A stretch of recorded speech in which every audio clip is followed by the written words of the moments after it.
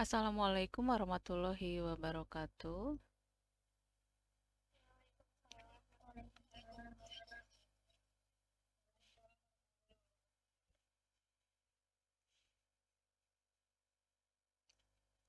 Ya, selamat malam semuanya. Kita bertemu lagi hari ini untuk perkuliahan simulasi bisnis ya. Pokok bahasan yang kali ini akan kita bahas adalah kerjasama digital marketing. Jadi untuk kerjasama digital marketing ini sebelumnya mungkin kalian sudah sering mendengar ya apa yang dimaksud dengan digital marketing. Jadi digital marketing itu adalah sebuah strategi atau upaya untuk memasarkan atau mempromosikan produk segala sesuatu produk ya melalui segala jenis media digital, baik melalui internet atau jaringan lainnya yang saling terhubung. Nah, di sini kita akan membahas tentang empat ya. Di sini ada program afiliasi, dropship, reseller, dan yang keempat itu kemitraan. Ya, itu salah. Lalu untuk program afiliasi, ya. Program afiliasi atau dalam bahasa Indonesia dalam bahasa Indonesianya afiliasi ya atau affiliate program. Ini disebut dengan program kemitraan atau suatu teknik marketing ya, di mana penjual bekerja sama dengan pemasar ya, melalui website pemasar. Jadi dalam prakteknya si pemasar ini mendapatkan link khusus yang sudah diberi tracking ya atau pelacak. Jadi tiap transaksinya ini yang datang dari pemasar ini akan diketahui oleh sistem afiliasi penjual ya. Kalau si penjualnya itu memenuhi kriteria afiliasi, si pemasar ini akan mendapatkan komisi dari penjualan tersebut. Nah, komisi penjualan ini biasanya berupa presentasi dari harga barang yang telah dijual. Nah, afiliasi marketing ini salah satu usaha ya untuk bisa memperoleh uang di dunia internet atau bisa juga disebut usaha untuk mencari peluang bisnis di dunia maya ya. Afiliasi marketing ini akan membayar kita ya kalau kita ini bisa menjual barang atau jasa dari affiliate merchant ya atau pemilik produk tersebut.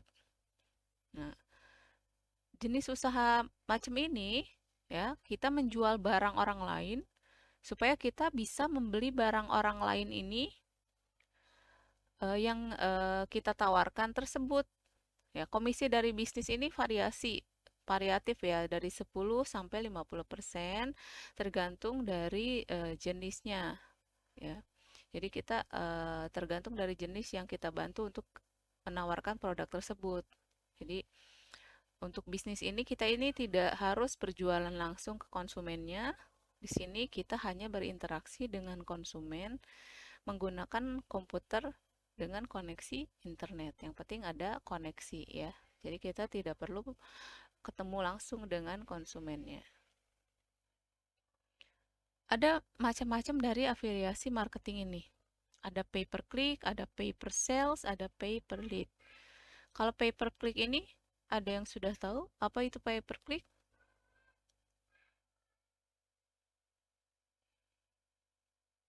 Nah, kalau kalian belum tahu, pay per click ini adalah jenis di mana kalau kita ngiklan ya, kita hanya bayar per klik. Kalau misalnya orang, kalau kalian kalian kan sering berselancar di ponsel ya, melihat di internet gitu kan di Google. Misalkan kalian suka ada iklan-iklan lewat tuh ya. Kalau kalian klik ya, itu kalian baru si yang masang iklan itu dia akan membayar ya. Jadi bayar per klik atau PPC ya, pay per click.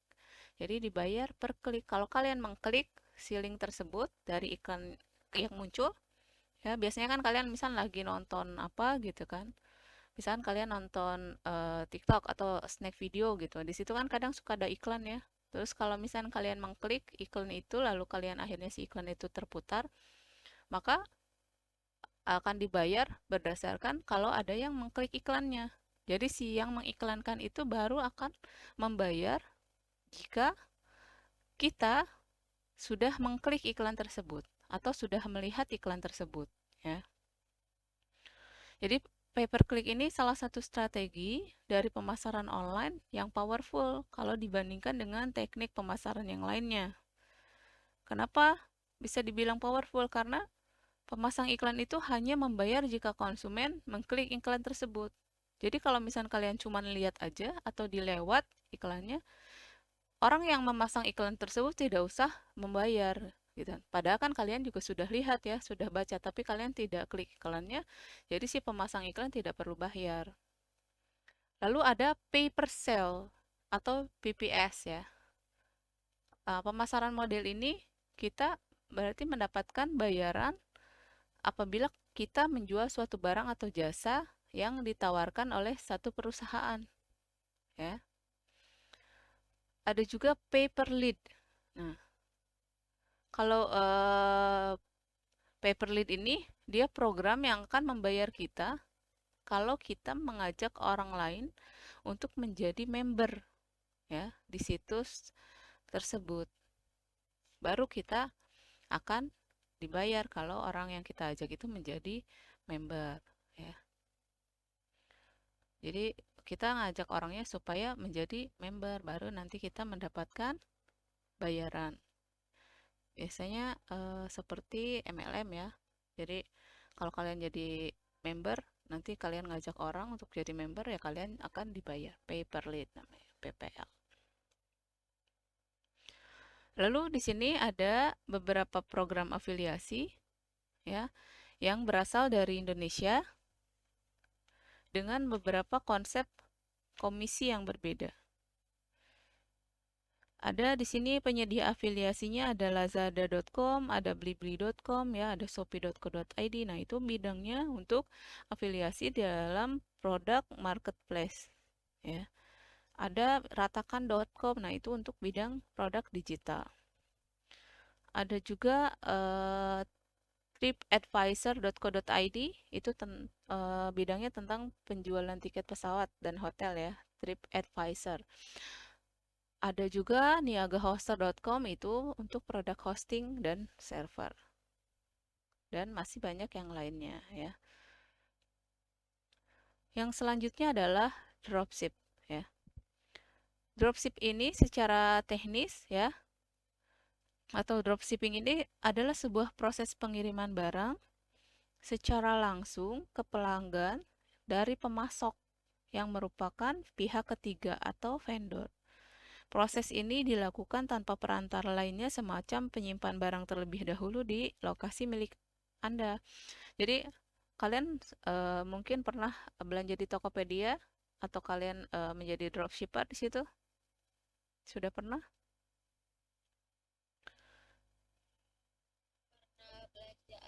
Iya, kan kalian pasti sering belanja ya. Misal kalian belanja ke toko ABC misal. Ternyata si toko ABC itu sebenarnya bukan murni pemasarnya gitu kan. Ternyata dia dropshipper gitu. Dia tuh nggak punya barang, tapi dia itu cuman dropship aja gitu. Jadi dia nggak langsung. Jadi kalian misal pesan barang, transfer ya, terus ke shippernya, nanti si shippernya itu kirim data pemesanan ya, plus transfer juga, baru nanti ke supplier. Nah, si supplier lah yang nanti akan mengirimkan barang pesanan atas nama si dropshipper gitu. Jadi kalian sebenarnya yang ngirim ke kalian itu sebenarnya bukan toko ABC, tapi si suppliernya. Tapi si supplier akan tetap menuliskan bahwa toko ABC lah yang seolah-olah mengirimkan barang kepada kalian. Gitu. Jadi sederhananya si dropshipping ini hampir mirip dengan bisnis reseller ya. Mungkin kalau reseller kalian lebih familiar ya. Jadi si dropshipper ini, pihak penjual itu tidak melakukan kegiatan menstok barang. Jadi si dropshipper itu tidak punya stok barang ya, dan penjual ini juga tidak ikut serta dalam proses pengiriman barang karena dikirimkannya oleh si suppliernya. Jadi penjual ini tuh cuman meneruskan pesanan dari pihak pembeli ke suppliernya. Baru nanti si suppliernya yang akan mengirim barang tersebut ke konsumen atas nama si penjualnya tadi, misalnya toko ABC gitu kan. Jadi kalau kita jadi seorang dropshipper, jadi kita itu tidak usah memerlukan modal yang besar. Jadi kita hanya perlu modalnya kuota internet yang cukup, koneksi atau relasi dengan suppliernya. Nah, pastinya juga ada media promosi ya untuk menjual barang-barang kita di internet. Jadi kita tidak usah buang-buang uang untuk modal ya. Jadi kita hanya perantara di situ. Jadi si dropshipper juga tidak perlu membeli atau membayar harga dulu di situ. Si dropshipper itu tidak usah bayar harga dulu, tidak usah menstok barangnya ya. Tapi si dropshipper itu harus memajang berbagai konten ya untuk dijual di media online. Sekarang sudah ada banyak online store besar yang sudah mendukung kegiatan dropshipping seperti Shopee, Tokopedia ya. Jadi sudah banyak yang melakukan dropshipper. Jadi selain itu juga di sini bisa memanfaatkan media sosial, blog, atau website kita sendiri ya, website yang kita miliki. Nah, biasanya si dropshipper ini juga sudah diberikan konten ya, sudah dikasih banyak konten oleh si supplier atau si pemasok barang. Jadi konten tersebut biasanya itu gambar atau foto model dengan produknya, deskripsi dan barangnya, rincian harganya gitu kan. Semuanya sudah diberikan oleh si suppliernya. Jadi kita hanya tinggal berbagi konten itu di media promosi kita ya. Seperti tadi di Instagram misalnya atau di Shopee, di Tokopedia kita buka toko gitu kan atau di Shopee kita buka toko. Nanti kita tinggal memasukkan gambar-gambar yang sudah diberikan si suppliernya. Jadi kita tidak perlu untuk melakukan pemotretan produk gitu kan yang pastinya akan lebih mahal ya dan kita harus mengeluarkan budget di situ. Nah, kalau nanti ada pembeli yang tertarik, maka baru si dropshipper tadi mengirimkan barangnya atas nama si dropshipper ya, dikirimkan oleh si supplier tadi. Jadi, apakah asumsi orang awam soal dropshipping bahwa itu artinya jasa pengiriman barang pakai kapal itu benar? Tentu tidak. Di sini dropship ini lebih dari sekedar kegiatan distribusi barang ya. Atau ada juga misalkan yang seperti contoh di Shopee kan ada yang dikirim dari luar negeri. Kalian pernah lihat kan kalau misalnya kalian suka belanja di Shopee ya. Jadi sellernya itu namanya nama kita tapi produknya dikasih keterangan misalnya dikirim dari luar, misalnya prosesnya 5 sampai 14 hari kayak gitu. Pernah lihat nggak?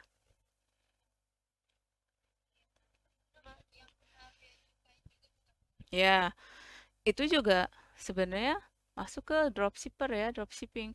Jadi si penjual itu udah nggak modal, maksudnya nggak modal tuh nggak nyetok barang kan, jadi dia itu cuman nerima orderan kita, dia cuma majang produk-produknya misalnya di sosial media atau di e-commerce ya, di Shopee misalnya atau di Tokopedia, baru ketika kita order, dia nanti ngorder nih ke suppliernya, misalnya suppliernya di Cina gitu kan, kalau sekarang kan sudah canggih ya, tidak seperti dulu gitu pengiriman dari Cina aja kan kalau dulu bisa sebulan lebih gitu kan.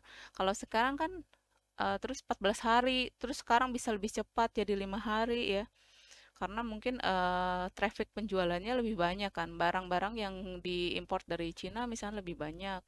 Jadi bisa lebih cepat gitu. Kadang dia 4 hari saja sudah diterima di kita gitu kan. Kadang ekspedisi yang lokal saja kalah gitu kan dengan paket yang dikirimkan dari luar negeri, dari Cina gitu kan. Dia misalnya pakainya biasanya standar express ya, setahu saya. Atau mungkin dia juga kerjasama dengan pengiriman yang lain. Tapi sekarang ini untuk dropship di luar negeri itu prosesnya lebih singkat. Kalau dulu misalnya oh bener-bener ya kita pesan barang dari luar tuh sampai 14 hari. Tapi sekarang kadang 5 hari juga sudah datang gitu kan. Itu karena sekarang sudah semakin ini ya dimudahkan gitu kan untuk transportasi. Kecuali kalau misalnya ada bencana ya seperti longsor atau seperti apa itu baru ada kendala keterlambatan pengiriman. Tapi kalau untuk situasi normal, walaupun dia dikirim dari luar negeri, dia 5 hari pun kadang sudah sampai gitu kan, tidak perlu nunggu 14 hari. Tapi ada juga gitu yang dia memang sengaja menuliskan itu dikirim dari luar gitu, padahal memang dia membutuhkan waktu yang lebih lama gitu kan, lebih lama untuk menerima barang tersebut atau dia pihak kesekian dari si suppliernya. Misal memang benar barangnya dikirim dari Cina, tapi dia juga melalui dropshipper yang lain gitu kan atau melalui reseller yang lain gitu. Jadi kadang kita juga lihat harganya lebih tinggi di situ.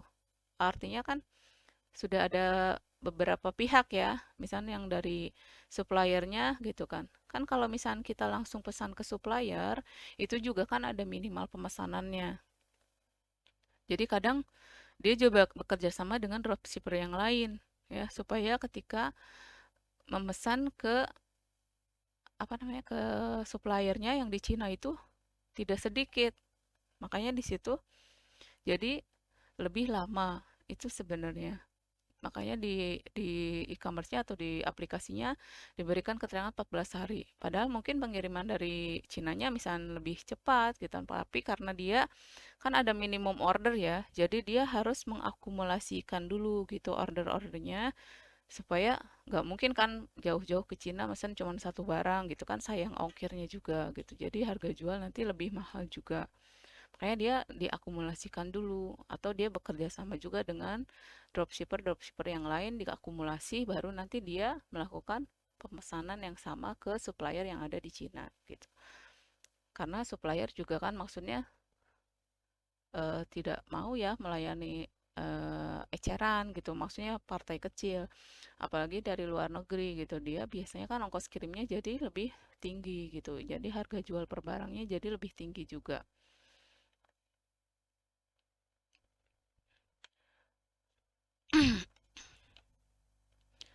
Ya, jadi sudah dipahami ya yang dimaksud dengan dropship di sini. Jadi secara teknisnya dia proses pengiriman barang secara langsung ke pelanggan dari pemasok yang merupakan pihak ketiga atau vendor. Jadi proses ini dilakukan tanpa perantara lainnya semacam penyimpan barang terlebih dahulu di lokasi tertentu milik Anda. Di sini ada beberapa pertanyaan yang bisa membantu kita untuk menentukan supplier yang tepat ya. Jadi apa saja sih barang yang disediakan si suppliernya ya. Terus berapa harganya? Itu yang harus kita cari tahu. Terus ada biaya tambahan atau tidak? Nah, terus opsi pembayarannya bagaimana? Apakah ada berbagai jenis atau dia hanya menyediakan satu saja? Misalnya dia harus transfer debit gitu atau via bank tertentu gitu kan. Misalnya BCA atau Mandiri, tidak bisa bank yang lainnya. Itu kan agak ribet juga. Lalu sudah berapa lama misalnya si supplier itu berkecimpung di bidang bisnis ini. Itu juga sangat penting ya, supaya kita tidak tertipu. Terus pengirimannya menggunakan kapal kah gitu kan? Atau dengan barang lain apa pengirimannya gitu. Itu juga harus kita cari tahu.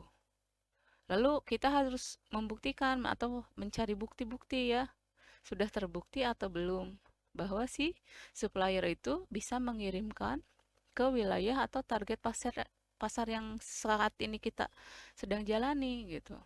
Kalau misalnya dia suppliernya misalnya dari luar negeri, pasar kita misalnya di Indonesia, apakah benar dia sudah terbukti pernah melakukan pengiriman ke wilayah pasar kita ya. Lalu kemasannya apakah bisa bisa dikostumisasi dengan label brand Anda sendiri atau info penting lainnya? Nah, jadi banyak supplier-supplier seperti ini ya. Kita ambil contoh misalkan kalian yang perempuan terutama kalau misalkan kalian belanja di Tokopedia atau di Shopee, pernah nggak kalian misalnya memperhatikan, misalkan kalian membeli produk kosmetik ya, contohnya saya sebutkan merek lipstick Wardah ya. Ada kalian tahu lipstick lip matte Wardah? Pernah lihat? Ya. Nah, kalian pernah neliti nggak kalau di e-commerce itu atau di Shopee atau di Tokopedia ada yang kemasannya sama cuman beda merek aja? Pernah tahu tidak?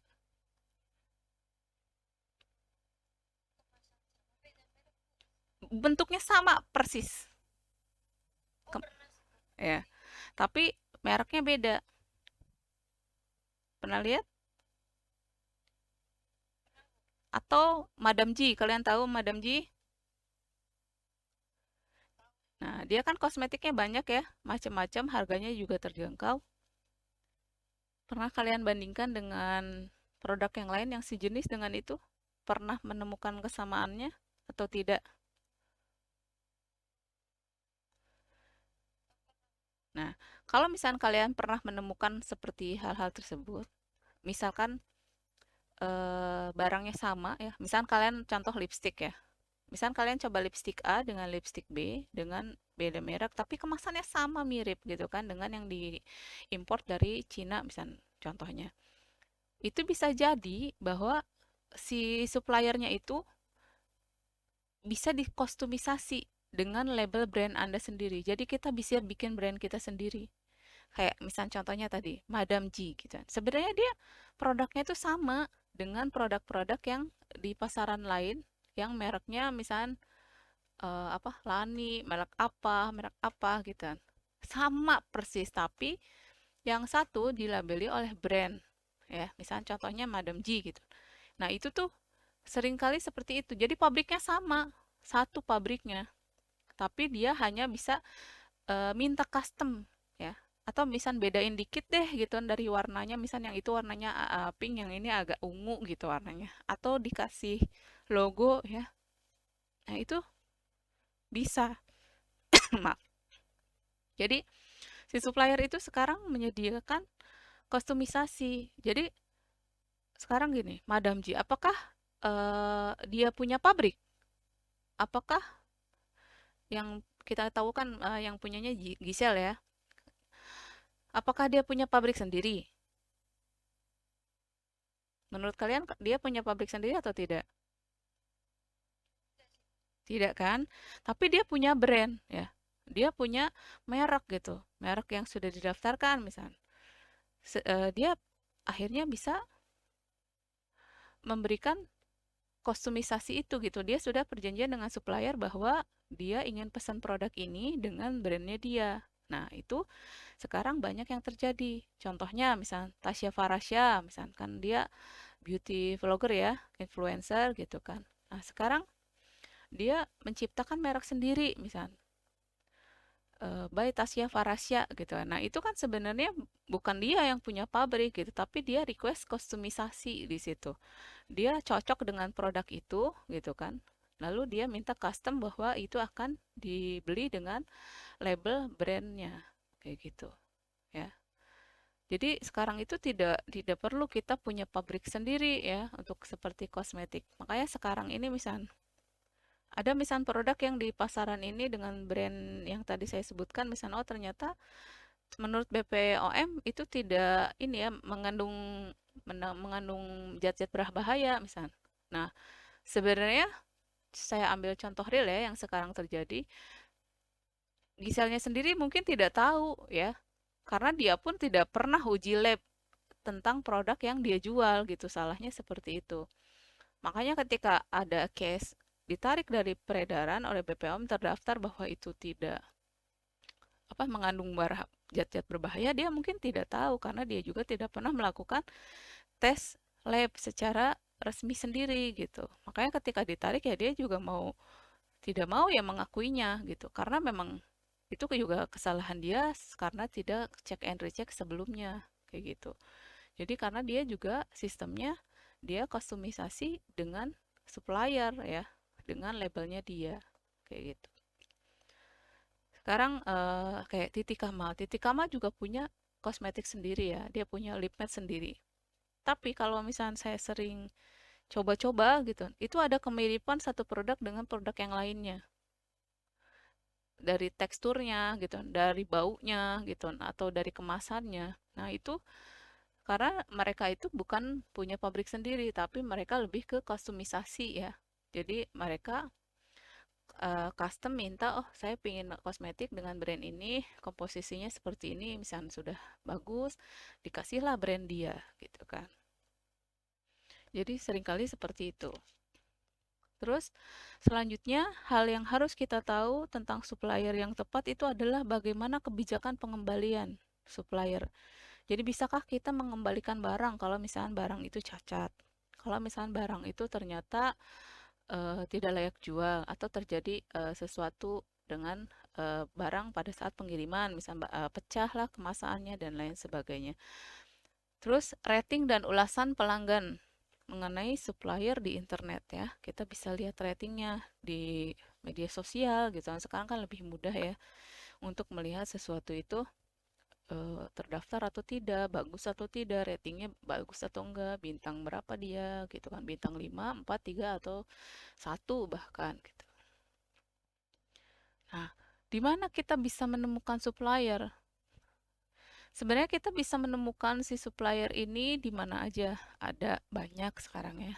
Apalagi dengan adanya media digital itu mempermudah kita untuk menemukan. Kalau dulu mungkin kita harus nyari ya, searching juga terbatas, harus nelpon gitu kan. Tapi kalau sekarang kita bisa mengecek di Kaskus, Tokopedia, Shopee, Bukalapak ya, bahkan media sosial yang lainnya supaya kita tahu gitu kan di mana sih alamat suppliernya gitu kan, atau dia ada office-nya enggak gitu, ada pabriknya enggak. Jadi kita bisa lebih em, percaya ya dengan supplier tersebut. Nah, kalau kita di Tokopedia misalkan, kita biasanya baiknya kita mengaktifkan filter gold merchant ya di bagian kolom pencarinya supaya kita mendapatkan supplier yang dikatakan memiliki kualitas yang bagus ya. Kalau misalnya di Bukalapak itu ada filternya top seller ya atau premium seller ya untuk menghindari supplier-supplier yang belum jelas rating atau kualitasnya. Jadi kita juga harus berhati-hati karena sekarang kan di e-commerce juga banyak yang penjual-penjual bodong ya, yang hanya mencari untung gitu kan, padahal dia mengirimkan barang tidak sesuai dengan apa yang kita pesan kayak gitu. Mungkin kalian sering lihat ya kayak sekarang kan apa? Kalian pernah lihat nggak yang kalau misalnya kita pesan apa yang datang misalnya cuma tasbih gitu. Kayak apa ya? eh, Box gitu, mystery box ya, kayak mystery box gitu. Tapi kadang dia ada yang tidak mencantumkannya di deskripsi. Ada juga yang memang dia mencantumkan di deskripsi gitu kan. Misalkan yang lagi viral, misalkan botol ya, botol yang besar itu kan yang 2 liter. Kita misalkan ternyata di situ harganya cuma 1.000 gitu. Ternyata di deskripsinya itu mystery box. Jadi yang datang bukan botol sesuai dengan yang kita harapkan. Tapi misal masker atau barang sampo, barang-barang lain yang harganya jauh dari harga yang tercantum di situ. Itu juga kita harus berhati-hati ya.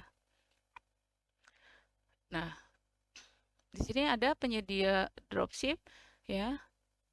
Di antaranya beberapa program dropship yang berasal dari Indonesia dengan beberapa konsep komisi yang berbeda. Di sini ada bukalapak.com, ada tokopedia.com ya untuk bidang marketplace. Lalu ada juga kudo.co.id.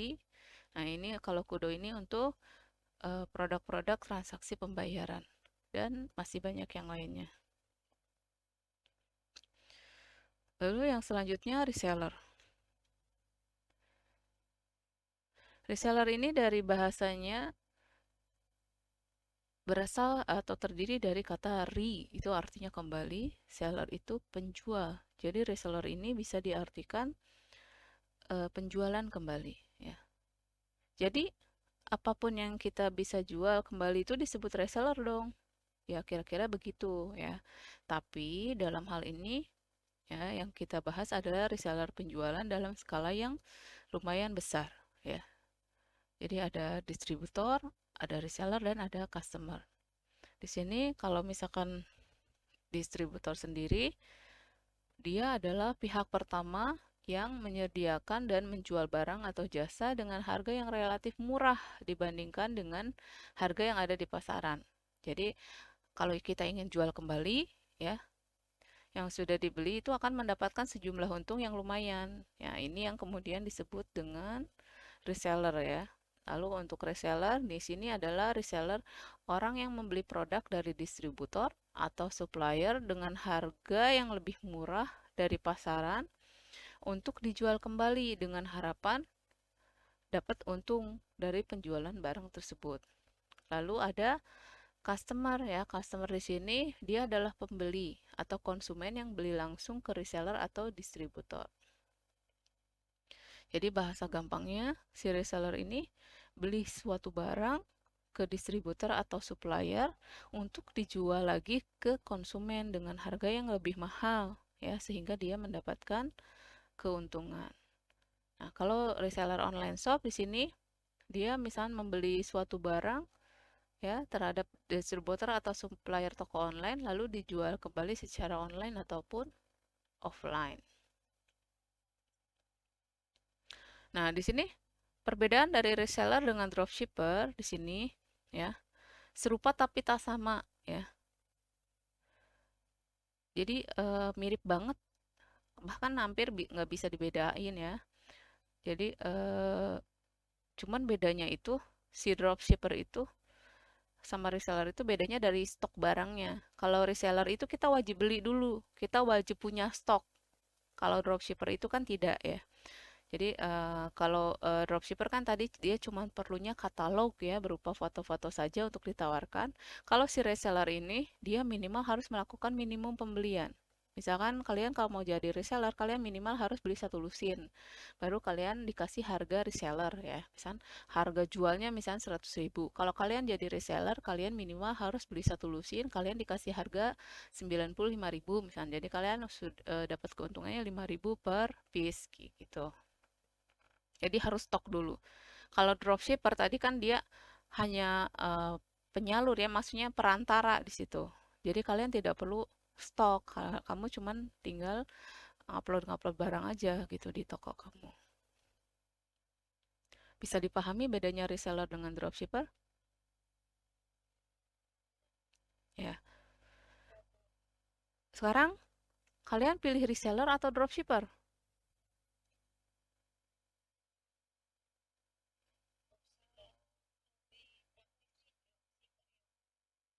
Ya. Jadi karena kita sekarang sudah tahu ya. Jadi sebenarnya keduanya ini memiliki kelebihan dan kekurangannya masing-masing ya. Jadi tergantung mana yang cocok dengan keadaan atau kondisi dari kita. Kalau kita memang tidak punya cukup modal, ya, berarti kita pilih dropshipper nih. Kayak misalnya kalian mau ngeritis awal-awal itu bagus jadi dropshipper kan kalian nggak perlu modal ya. Eh, Kalian hanya tinggal menyediakan misalnya buka toko nih, misalnya di e-commerce gitu kayak di Shopee, di Tokopedia gitu kan, yang mudah. Baru kalian jadi dropshipper di situ.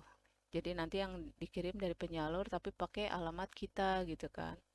Tapi kalau kita punya cukup modal, jadi reseller ini eh, baik juga karena kita bisa ngontrol barang yang kan kita jual.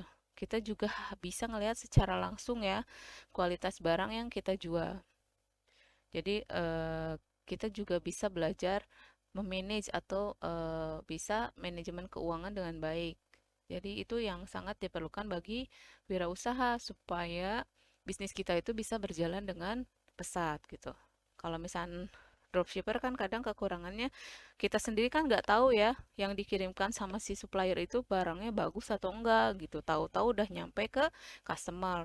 Tapi kita nggak tahu gitu. Ketika customer ngasih rating jelek ya itu pun sudah resiko gitu kan karena memang kita nggak tahu barang yang dikirimkan oleh si supplier itu seperti apa wujudnya gitu. Tapi kalau kayak reseller kita kan sudah pasti megang barangnya. Kita yang packing, kita yang kirim gitu. Nah, apalagi untuk barang-barang yang mudah rusak misalnya atau pecah belah atau misalnya seperti maaf, kosmetik ya. Kosmetik ada kadaluarsanya juga gitu. Kita kan bisa lebih menjaga kualitas ya di situ kalau misalnya kita sebagai reseller.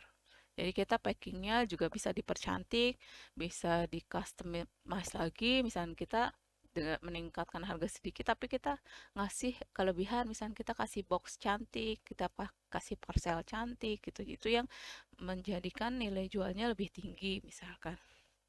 Jadi balik lagi disesuaikan dengan keadaan kita ya.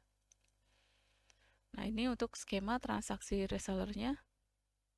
Jadi si reseller ini belanja stok ke supplier ya. Lalu konsumennya order, transfer uang, baru si reseller ini mengirimkan barang ke konsumen. Ada beberapa reseller juga dari Indonesia ya, dengan konsep komisi yang berbeda juga. Di sini ada contohnya webpractice.com. Di sini untuk jasa pembuatan website, lalu ada logogambar.com. Ini jasa produk desain digital dan lain sebagainya. Lalu yang keempat, di sini ada kemitraan ya. Jadi pengertian dari kemitraan ini ya berdasarkan Undang-Undang Nomor 9 Tahun 95 ini adalah kerjasama antara usaha kecil dengan usaha menengah atau usaha besar disertai dengan pembinaan dan pengembangan oleh usaha menengah atau usaha besar dengan prinsipnya itu saling membutuhkan ya, saling memperkuat dan saling menguntungkan. Jadi kalau bermitra di bisnis online ini lebih mudah dilakukan ya karena bermitranya itu bekerja samanya dengan pemilik perusahaan dalam hal penjualan online, promosi online. Jadi tidak harus membutuhkan modal besar ya, tergantung dari kesepakatan atau perjanjiannya pada saat bermitra seperti apa. Contohnya di sini ada perusahaan-perusahaan ya, dia ada PT Remala Abadi atau takyon.net.id, dia kerjasamanya untuk penjualan produk provider. Jadi internet fiber optik, terus membangun website penjualan ya. Dia websitenya namanya www.fiberoptic.co.id. Terus ada juga nih ada Niaga Hoster ya untuk penjualan produk server ya atau website. Dia untuk membangun sebuah website, dia juga kerjasama dengan www.webpractice.com. Terus ada juga CV Puspa Indah Flora. Di sini kerjasama penjualannya dia untuk jasa taman, kolam ya, gazebo dan mempromosikan marketplace jasa seperti sejasa.com ya. Sejasa.com itu kayak pernah dengar yang untuk jasa bersih-bersih ya, untuk membersihkan AC misalnya kayak gitu. Itu pakai marketplace jasa sejasa.com. Lalu ada juga mitra kelas industri SMK, lembaga kursus ya. Di sini dia kerjasamanya untuk kelas industri untuk SMK bidang networking, untuk programming, robotika, atau digital marketing. Di sini ada websitenya juga, www.karnogp.com. Terus ada juga untuk rumah entrepreneur di sini. Di sini untuk pelatihan bidang digital marketing. Dia websitenya juga ada www.rumahentrepreneur.org. Kurang lebih penjelasannya perihal kerjasama digital marketing itu seperti itu. Ada yang mau ditanyakan?